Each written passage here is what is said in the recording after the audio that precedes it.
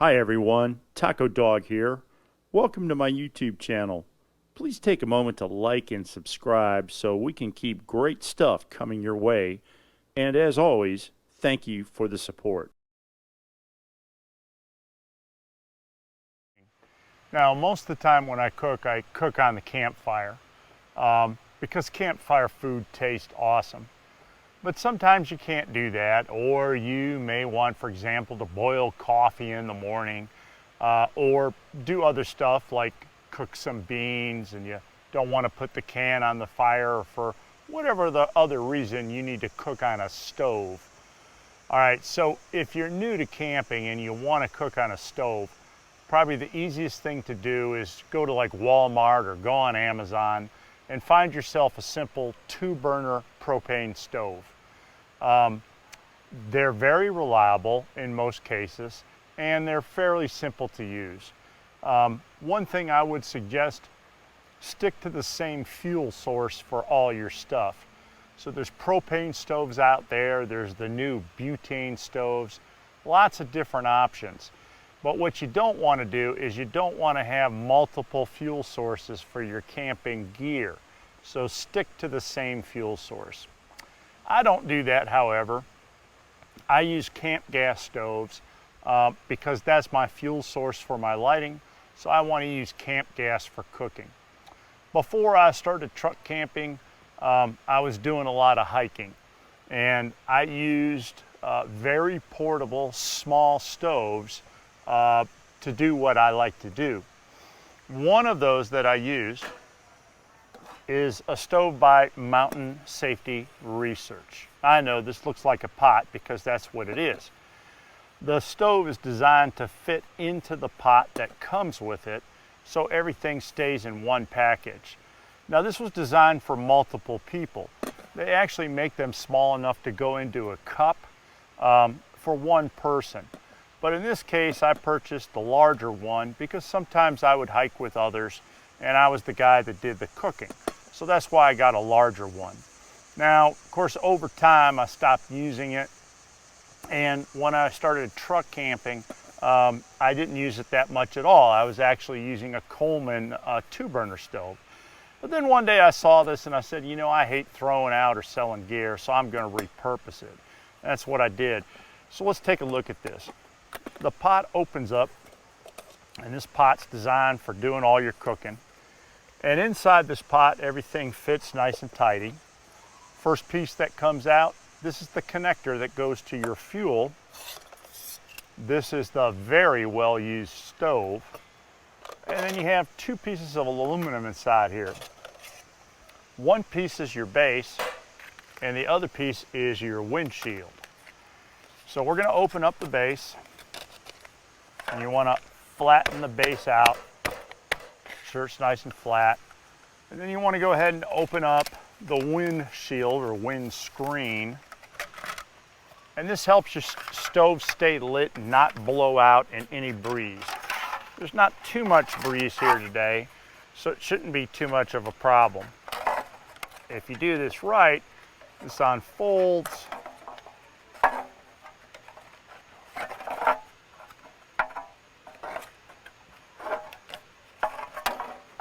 Connects into this other piece, folds together.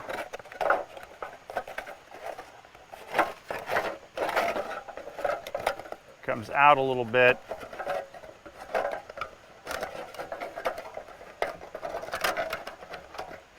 Always for video, you end up fumbling something. And on one side you have a hole, that's where your fuel line goes.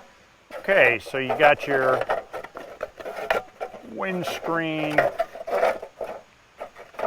nice and circular. Set that aside. Now, this is what's called a wet wick stove. So when the stove sits, what you have to do is you got to unfold these legs, and they come around and click in. We'll make sure you get a good base. When the stove sits upright, on the bottom you're going to see a wick, and there's a bowl under this wick. When you initially start up the stove, you squirt a little bit of fuel into the stove from the bottle, and it comes down and you can see the fuel in this wick. This is what you light, and it looks like the stove sets itself on fire, but that's what it's designed to do, and I'll show you how that works in a minute. So next thing you got to do is you got to connect this stove to your fuel source. I use the Mountain Safety Research bottles, Mountain Safety Research MSR, to hold all my fuel. Safest way to do it. Carefully take the cap off.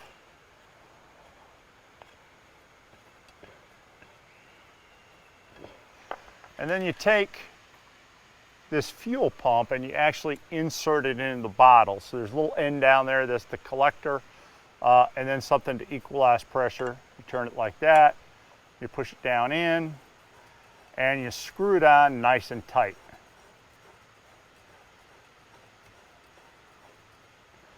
You make sure it's tight, you make sure your pump handle is all the way in, and this little red thing right here is the valve. Righty-tighty, you want to make certain that that's closed. Okay, next thing you got to do is you got to connect your fuel source. Now this is always the tricky part because you got to know how it aligns and make certain that it gets lined up right. There's a little clip over here and the handle here, and essentially what you do is you turn your stove upside down like that, and then you push that into that female end. And you bring this around the handle, or the pump I should say, and you clip it in. Now what that does is that holds the fuel line securely to the bottle. And then you turn the entire thing back over. Once you have it back over, you need to pump up your fuel. So you put your thumb over the end of it, just like with a lantern, and you start pumping. Now, it's best to have these fuel bottles about halfway full if you're using this type of stove. And that way there's enough air to aerosolize the fuel as it goes through the line. So you pump this thing up till it gets tight.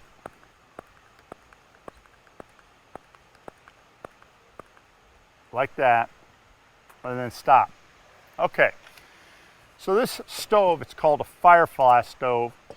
Once it lights off, it's going to be a lot of orange flame. It kind of looks dangerous. It can be if you're not careful. But this particular stove uses what's called a shaker jet. So what happens is, as the fuel goes through this line, it gets heated and it aerosolizes. And when it does that, this orange flame that you will see will turn from orange to blue, and it will be like a jet coming out of there. The advantage of this type of stove is that it produces upwards of 30,000 BTU, which means it can take that pot, if it's full of water, and basically bring it to a boil in less than 5 minutes.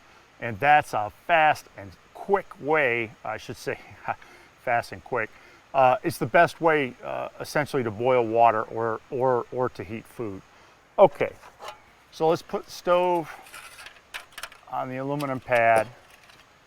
Now, usually what you want to do is you want to put this around it to contain any wind when you light, but in this case, for the video, I'm not going to do that until the end. All right, so first thing to do, open this valve just a little bit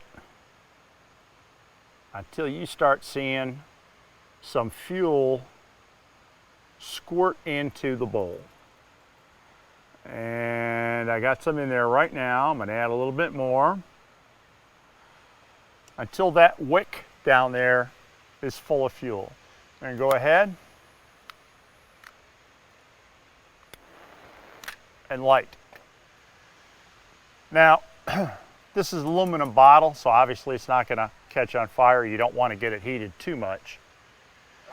But what this windscreen is designed to do is to keep that flame directly under that bowl. And then you want to turn your fuel on just a little bit to start heating the stove up. It usually takes about 30 seconds or so to get hot.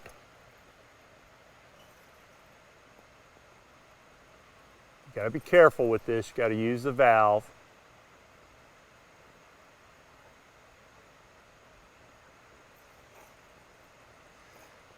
You're going to start hearing it hiss.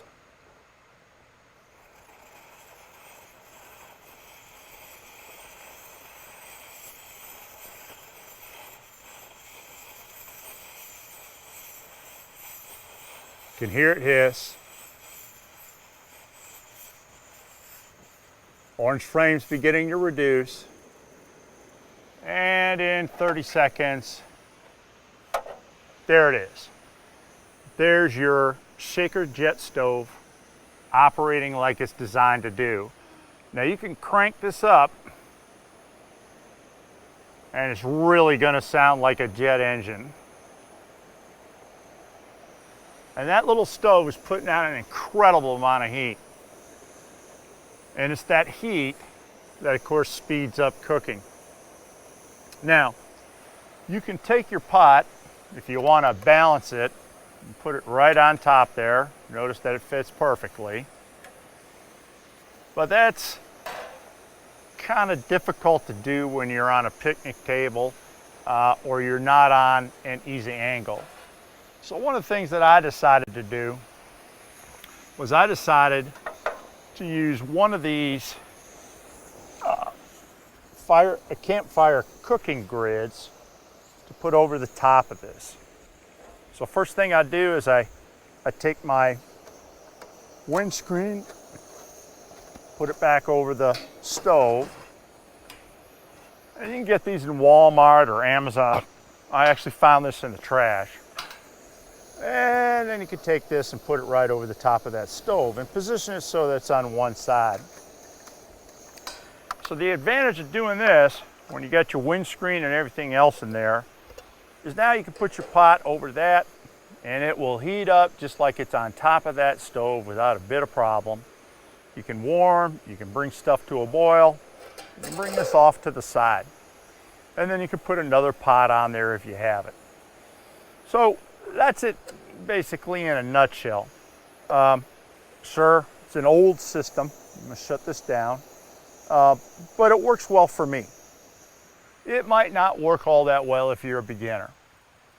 You might want to use something easier, something a little bit faster, something that doesn't take as much as assembly.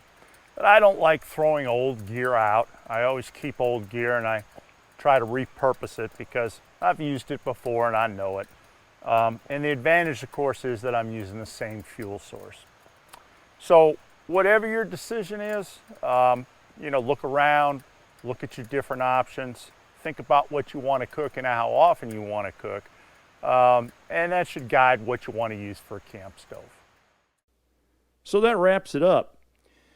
I try and spend at least 3 days each month in campgrounds or the woods. Check my channel for regular updates. Again, please take a moment to like and subscribe so we can keep great stuff coming your way. Thank you for watching.